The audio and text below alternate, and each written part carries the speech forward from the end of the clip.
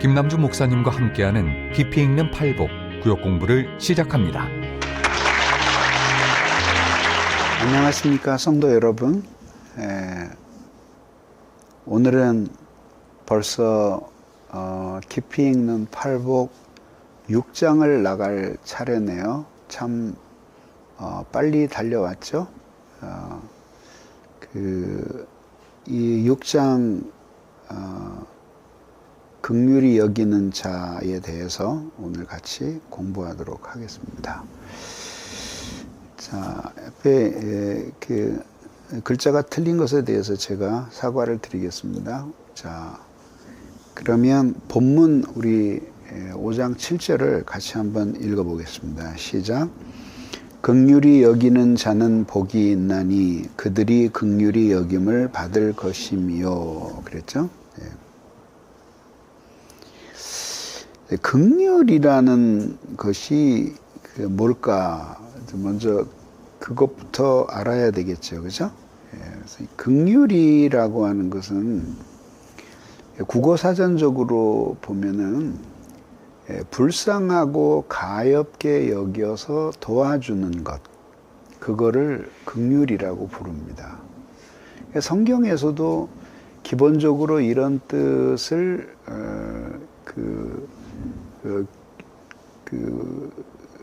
뜻으로 사용이 되죠.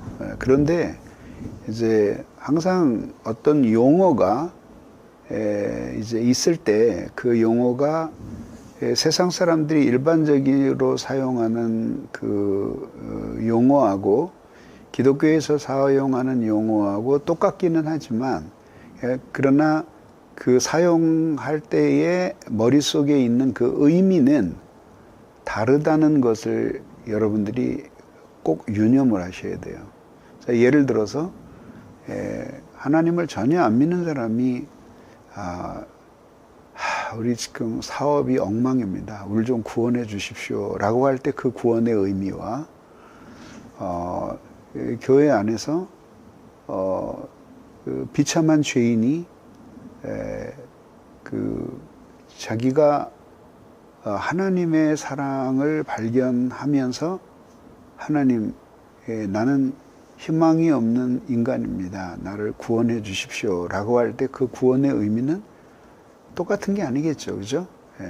앞에 사람은 돈이 있으면 구원할 수 있는 사람인데 뒤에 사람은 그걸로 해결이 되는 사람이 아니죠.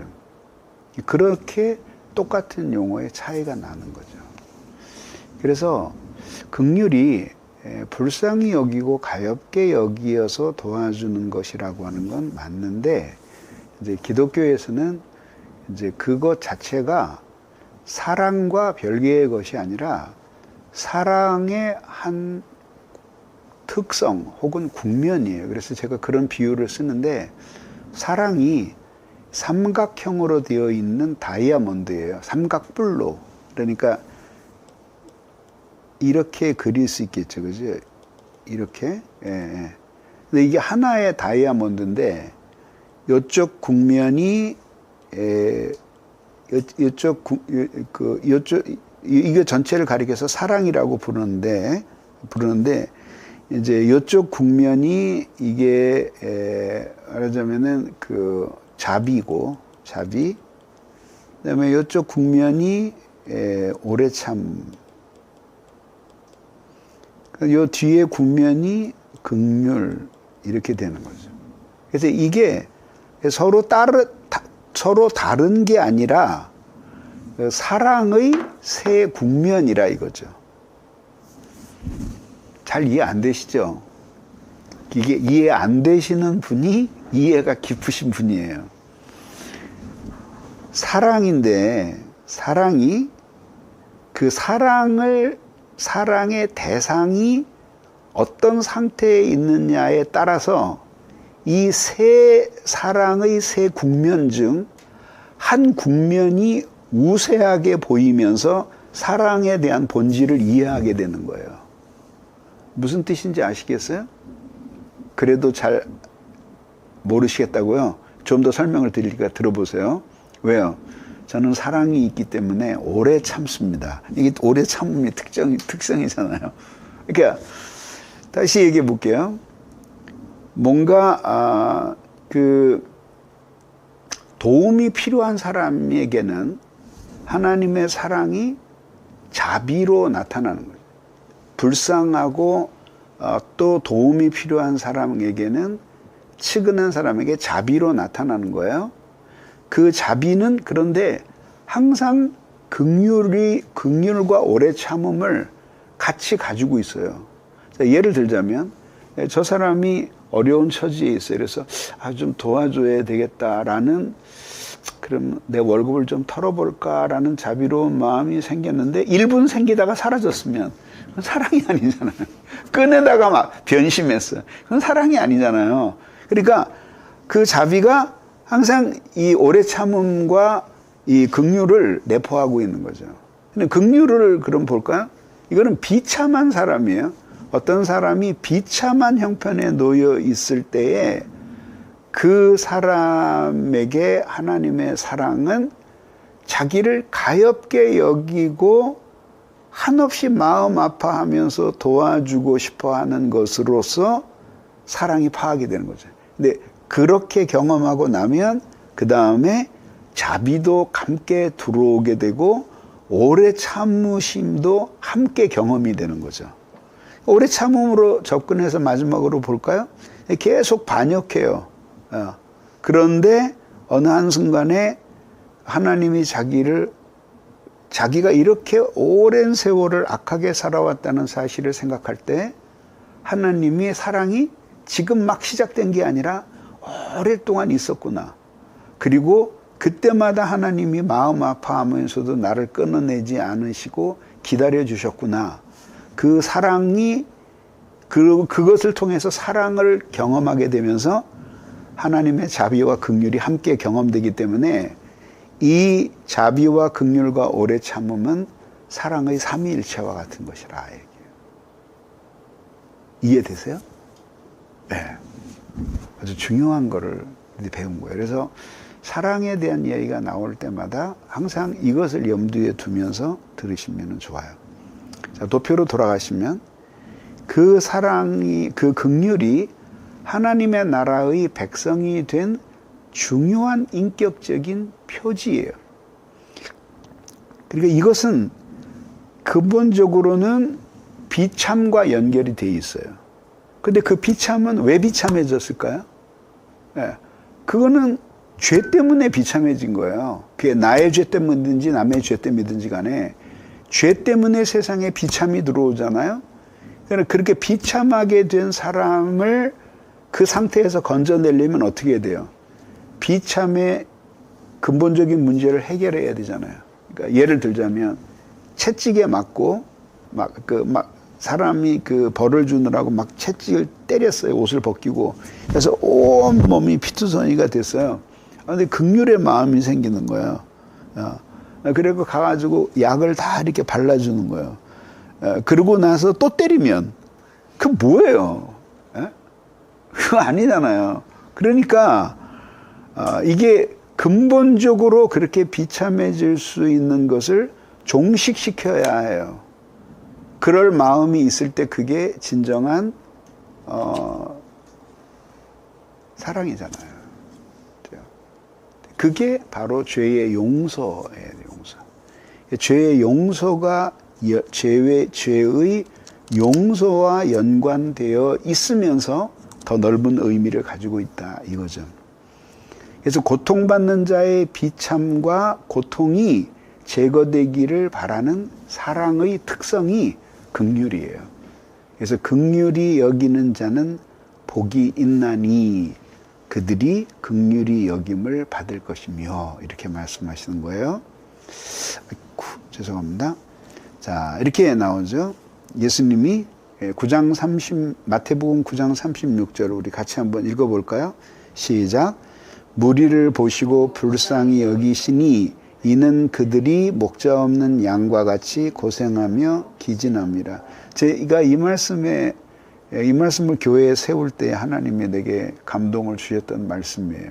근데 그래서 불쌍히 여기다라고 하는 그것이 에스프랑크니스데라는 단어예요. 근데 이게 원래 무슨 뜻이냐면은 그 여러분 가지고 있는 교재 각 주에 보면 전부 다 나와요. 근데 그 창자에 이르기까지 그 감동을 받는 거예요. 특히 그 그리스어 사전 그 세이어의 사전에서 아주 명료하게 그 이야기를 했어요. 오래전에 나온 사전인데 내가 뭐 또 새롭게 이제 학문적인 발견이 되어서 더 좋게 나온 것도 있지만은 이 단어에 대한 해설이 아주 정말 명쾌하게 해놨어요. 그래서 결국 우리말로 하면 가슴이 찢어지는 것 같다 그런 거죠. 그래서 주나라 때 그 안온이라는 사람의 이야기인데, 장소라는 사람의 이야기인데, 이제 배를 타고 군인들이 이동을 해요. 책에다도 실었잖아요. 그래서 뭐 여기 얘기 다 책에 얘기 좀 했겠나 그러다가 남쪽 지방에는 원숭이들이 되게 많아요, 중국에. 근데 대만에도 아주 많아요. 길거리에 그냥 때로 몰려다니면서 사람에게 위협을 가할 정도로 그렇게 많아요. 뭘 좀 달라고 와서 계속 그래요. 근데 병사가 새끼 한 마리가 너무 귀여우니까, 얼마나 귀여워요. 그죠? 그러니까 배 타고 가면서 이제 지루하기도 하니까 데리고 놀라고 귀여워서 그냥 하나 이렇게 붙잡아서 배에 실었어요. 이게 어미가 그걸 본 거예요. 그리고 백기를 따라서 양자강이니까 양자강하고 황하의 다른 점은 아시죠? 양자강은 스트레이트예요. 똑바로 내려와요. 황하는 막 이렇게 굽어서 이렇게 가요. 그래서 이렇게 굽어서 가는 강은 하를 쓰고, 그다음에 똑바로 가는 강은 강이라는 단어를 써요. 그렇게 놓고 이제 중국 지도를 보면은 이제 이해가 다 돼요. 근데 어쨌든 그렇게 가니까, 그러니까 이제 이 넓은 데는 굉장히 넓지만은요, 지금은 양자강에도 물이 다 줄어 들어가가지고 사실 대부분이 다 와디고 이게 물이 흐르는 곳이 얼마 안 돼요, 그게. 진짜 개울이라고 그럴 정도로 되는데, 그 당시엔 물이 많았겠죠. 그러니까 이제 저 뚝방을 타고 어미가 계속 울부짖으면서 따라오는 거예요. 거의 10리를 따라왔대요. 그러니까 100리를 따라왔다니까 40km를 그렇게 따라온 거죠. 그래가지고 이제 어미, 배가 멈추니까 어미가 뛰어 오른 거야. 올라오자마자 죽었어요. 어미가 죽으니까 병사들이 참 이상하다. 왜 이렇게 그렇게 열심히 따라오던 어미 원숭이가 배에 올라오자마자 죽었을까? 너무 궁금해가지고, 의사들도 거기 있었을 테니까 배를 갈라고 온 거예요. 그랬더니 창자가 토막토막 다 끊어졌다. 이제. 거기서 끊을 단자, 창자 장자. 그래서 단장의 슬픔이라는 말이 거기에서 나온 거예요. 그게 예수 그리스도께서 목자 없는 양같이 유리하고 고생하는 우리를 바라보시면서 느끼신 심정이었던 거죠. 그 심정이 예수님의 제자들을 이제 제자에서 사도로 파송을 하시게 된 동기였다 이거죠. 이해되세요? 그 심정으로 살게 하시려고 사도들을 파송하셨다 그 뜻이에요. 그러니까 우리는 그런 사도들 중 한 사람으로서 살아가는 것이 아닌가 이렇게 생각을 하는 거죠. 자, 그 다음에 그러면 죄와 죄인의 관계인데, 옆에 보면 니콜라 푸생이 그린 예수님의 생애의 한 장면이 나와요. 이게 뭐냐면, 지금 이 옆에 옆에 이제 이 사람이 뭔가 이렇게 돌멩이를 들고 있죠. 이게 이제 이 사람들은 이제 여기도 돌멩이를 든 자세잖아요. 이렇게 이제 이 여자를 이제 율법에 따라서 돌멩이로 쳐서 죽이려고 하는데 이제 여기는 이제 현장에서 가늠하다 잡힌 여인이 있고 그다음에 예수님이 여기 계시는 거죠. 이제 여기 지금 고발을 하는 거예요. 이제 이 사람한테. 예. 그리고 이제 죽여버려라. 그러면서 이제 소리를 고래고래 지르는 거예요. 그런데 예수님이 너희 중에 죄 없는 자가 돌로 쳐라. 그래서 이제 어떤 사람은 이거를 돌을 내려놓는 거로 해석을 하고 어떤 사람은 치려고 돌을 드는 걸로 해석을 하는데 뭐 그거 누가 알겠어요? 근데 어쨌든 죄 없는 자가 돌로 쳐라. 그리고 예수님이 나도 너를 정죄하지 아니하노니 가서 다시는 죄를 범하지 말라. 이게 율법의 완성이라 해서.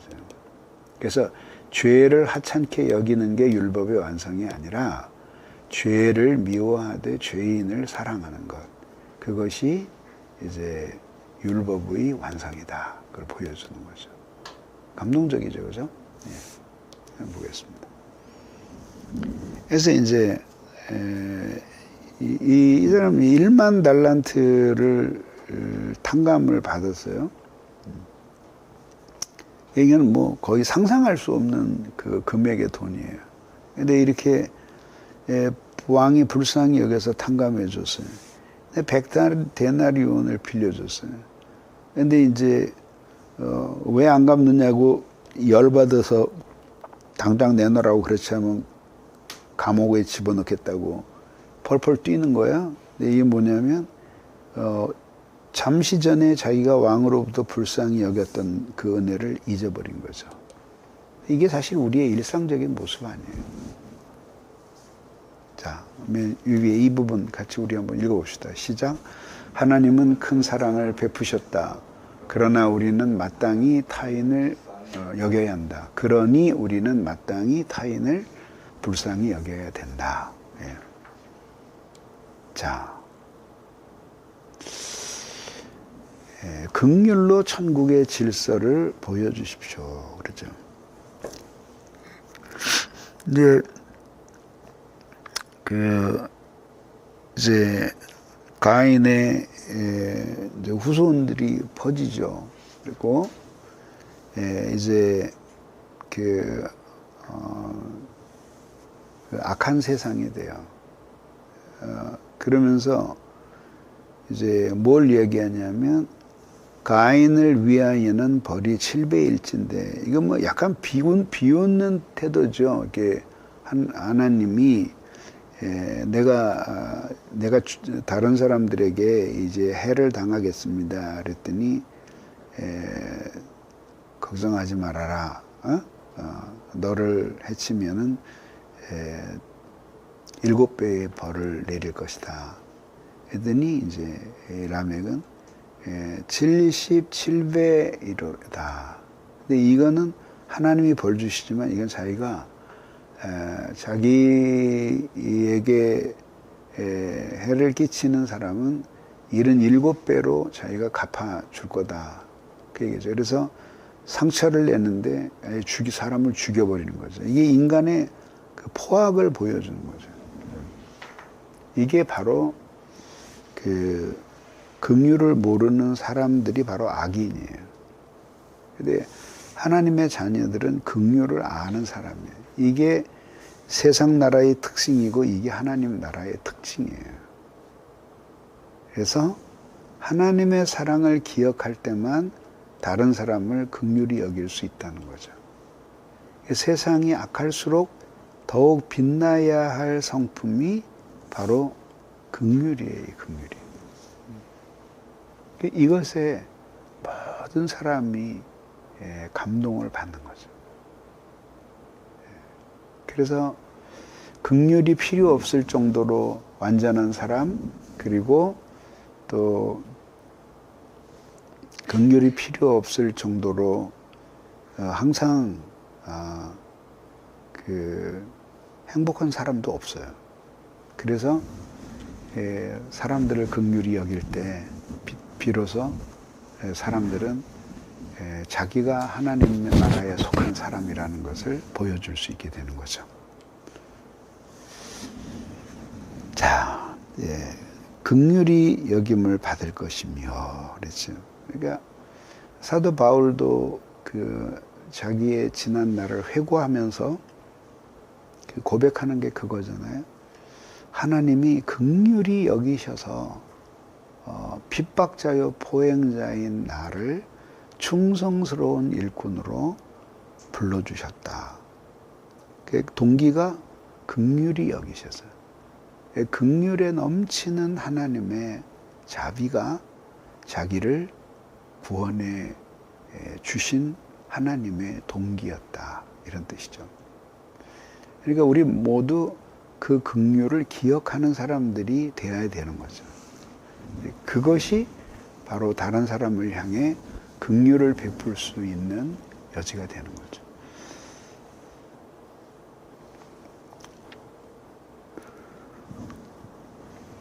그래서 하나님으로부터 긍휼히 여김을 받고 그 긍휼을 통해 다시 살아갈 은혜를 체험하고 그때 강팍한 마음은 녹고 연약한 마음에 새 힘이 생깁니다. 그 은혜의 깊이는 그분의 긍휼을 경험한 깊이예요. 그래서 원래 은혜라는 것 자체가 대가 없이 주어지는 거잖아요. 근데 그건 필요한 것을 줄 때에 은혜라는 말이 성립을 하는 거죠. 그래서 예를 들자면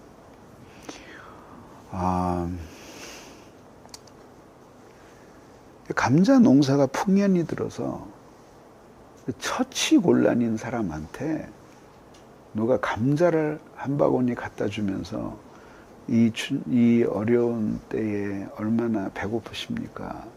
이거라도 요기를 하십시오라고 주면 그건 은혜가 아니라 고역이지. 예? 그렇지 않겠어요? 그러니까 그거는 은혜라고 하는 것은 자신의 필요와 관련이 있는 거죠. 근데 만약에 같은 감자 한 바구니인데 진짜 먹을 것이 없어서 굶주리고 있는 사람에게 전해주는 그 한 바구니의 감자는 얼마나 고마울까요? 그 은혜를 참 쉽게 잊어버릴 수 없지 않겠어요? 그것이에요. 그래서 그 긍휼은 결국은 반드시 그분의 그 은혜는 그분의 은혜를 경험한 깊이는 반드시 그분의 긍휼을 경험한 깊이다. 이런 이야기입니다. 마틴 부처는 그 종교개혁가로서 칼빈의 영적인 아버지 같은 분이었죠.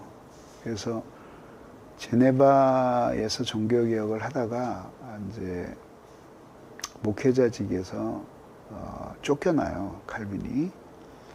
그리고 간 곳이 스트라스부르라고 하는, 옛날에는 스트라스부르크라고 했는데 그게 프랑스형이 되면서 이제 스트라스부르라고 그 당시에 불렀는데, 거길로 이제 도망가다시피 이제 가죠. 거기서 이제 마틴 부처를 만나요.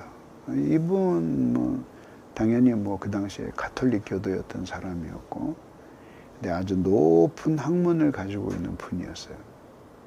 그래서 이분이 이제 그쪽 스트라스부르크의 매우 중요한 종교 개혁자였어요. 근데 1491년에 태어나서 1551년이니까 60세 정도 그 생애를 밖에 살지 않으셨는데, 정말 헌신적으로 종교개혁을 위해 일했던 사람이고, 학문적으로도 아주 탁월하셔서 특히 선교 정책, 목회에서 칼빈에게 사실은 멘토가 되었던 분이었죠. 그리고 교회에 어떻게 법과 제도를 세우고 질서 있게 교회를 이끌어야 하는지를 그 몸소 보여준 분이었습니다. 그래서 이분의 권유로 결국 이델레트라고 하는 그 미망인을 만나서, 미망인이라는 말 쓰면 안 되죠. 어쨌든 그 홀로 된 그 사람을 만나서 결혼을 하고, 그리고 이제 다시 그 제네바로 안 돌아가고 싶어 했는데 마틴 부처가 설득을 했어요. 그리고 나중에 막 아주 야단을 치다시피 해서, 그래서 다시 삼형제로 돌아가라 해가지고 오늘날에 우리에게 알려진 칼빈과 같은 인물이 될 수가 있었던 거예요. 이제 그분이 남긴 말 가운데 그 Commonplaces라고 하는 그 책에서 이런 이야기를 해요. 같이 한번 읽어볼까요? 시작. 믿음으로 의롭게 여김을 받았다는 것은 오직 하나님의 자비만을 의지함으로 의롭다고 선언을 받은 것이다. 이게 뭐야? 이거 긍휼이죠. 자비와 긍휼은 같은 사랑이잖아요. 그래서 이게 결국은 하나님을 의지한다라고 하는 것은 하나님의 자비를 베풀어 주시는 하나님을 의지하는 거죠. 그렇게 해서 의롭다고 선언을 받은 거예요. 그러니까 구원받은 모든 성도는 사실 그 긍휼의 열매라고 말할 수 있는 거죠. 그러니까 당연히 그러한 긍휼을 사람들에게 베풀면서 살아야 되겠죠. 자, 깊이 읽는 팔복에 나오는 내용이에요. 맺는 말로 우리 같이 읽겠습니다. 시작. 그리스도의 생애는 죄인을 불쌍히 여기신 일생이었습니다. 죄인의 비참함에 마음 아파하셨습니다. 우리는 그 일을 뒤있게 하시려고 부름을 받았습니다. 하나님을 불쌍히 여기며 하나님 앞에서 흘린 눈물은 면류관에 박힌 보석이 될 것입니다. 그래서 그 사람을 한없이 불쌍하게 여기는 마음, 이것이 전도의 동기이고 목양의 동기이고 또 우리가 교회를 섬기는, 이웃을 섬기는 동기여야 하는 것입니다. 긍휼히 여기다 의미가 무엇입니까? 고통받는 자의 비참과 고통이 제거되기를 바라는 사랑. 사도로 파송하신 계기는 무엇이었습니까? 마음 깊은 곳이 찢어지기까지 가엾었기 때문에 예수님이 사도를 파송하신 것입니다. 불쌍히 여겨야 하는 이유가 뭡니까? 우리 모두 하나님께 불쌍히 여김을 받아 죄의 빚을 탕감받은 사람들이기 때문입니다. 어떤 복을 긍휼히 여기는 자가 받습니까? 하나님께로부터 긍휼히 여김을 받는다. 여러분, 기도할 때 하나님이 나를 정말 불쌍히 여겨주시구나 하는 그런 느낌이 들을 때가 있지 않았어요, 최근에? 그때 어떤 마음이 한없이 녹아내리면서 하늘의 위로가 주어지는 거죠. 하나님은 내 마음을 아신다. 예? 그런 복을 하나님이 주시는 거예요, 우리에게. 변함없는 긍휼을 경험하게 되는 때는 언제입니까? 하나님의 사랑을 묵상하며 다른 사람을 불쌍히 여길 때, 자기의 죄의 비참을 깨닫고 뉘우칠 때, 이때 하나님의 긍휼이 경험되는 거죠. 그러니까 자신이 불쌍하다라는 마음을 가진 모든 사람이 하나님의 긍휼을 경험하는 건 아니지만은, 내가 뭘 불쌍해? 나만큼만 되라고 해. 이런 사람들에게는 긍휼이 경험될 수 없는 거죠. 하나님의 사랑을 알지 못하는 사람이죠. 예, 명절 잘 지내셨죠? 예, 또 명절에 그 가족들과의 즐거운 기억을 가지고 또 이번 한 주 믿음으로 살아가시기를 바랍니다. 예, 감사합니다.